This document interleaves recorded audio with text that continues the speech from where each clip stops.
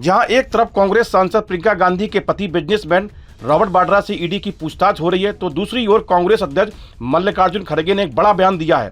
खड़गे के इस बयान से ऐसे कयास लगाए जा रहे हैं कि इस मामले से कांग्रेस ने अब किनारा कर लिया है।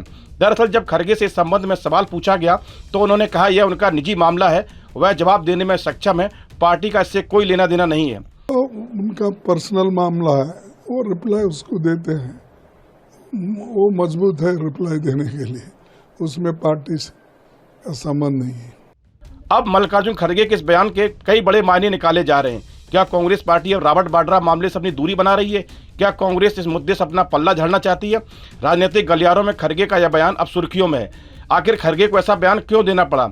राजनीतिक विशेषज्ञों की माने तो पहले ही हेराल्ड केस में मुश्किलों में घिरे गांधी परिवार की मुश्किलें कम नहीं हो रही। ऐसे में रॉबर्ट वाड्रा मामले में कांग्रेस अपने आप को सेफ जोन में ले जाने का प्रयास कर रही है, लेकिन इसलिए समय को देखते हुए कांग्रेस ने अपने आप को इससे अलग कर दिया। लेकिन कांग्रेसियों ने बीजेपी को आड़े हाथों लेते हुए कहा कि देश में जांच एजेंसियों का लगातार दुरुपयोग बढ़ रहा है। लेकिन खड़गे के इस बयान के बहाने देर सवेर बीजेपी इस मामले में कांग्रेस पर हमला करने में नहीं चूकेगी। दूसरी ओर ईडी ऑफिस में वाड्रा से दूसरे दिन भी करीब 2 घंटे तक पूछताछ चली। इससे पहले मंगलवार को भी ईडी के अधिकारियों ने वाड्रा से 6 घंटे तक पूछताछ की। वाड्रा से पूछताछ के दौरान उनकी पत्नी प्रियंका गांधी भी ईडी दफ्तर पहुंची। इस दौरान वो घंटों वेटिंग रूम में इंतजार करती रहीं।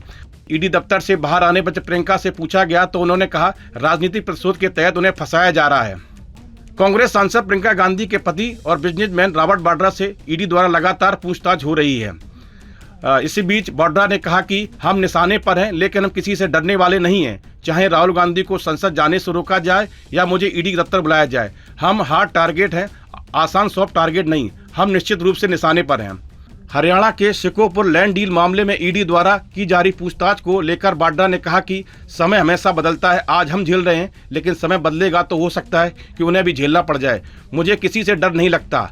खट्टर जी द्वारा मुझे इस विषय पर 2 बार क्लीन चिट दी जा चुकी है, फिर भी मुझे 7 साल बाद उसी बात को लेकर सवाल किया जा रहा है। मैं पूरी मजबूती के साथ ईडी के सभी सवालों का जवाब दे रहा हूँ।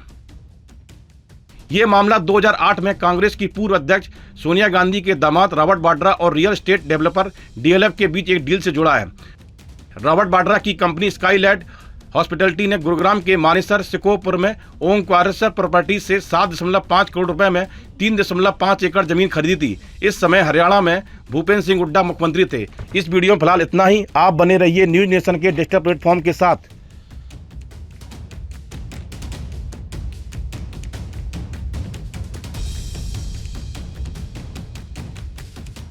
न्यूज नेशन अब व्हाट्सएप पर खबरों के ताजा अपडेट के लिए न्यूज नेशन के इस क्यूआर कोड को स्कैन करें।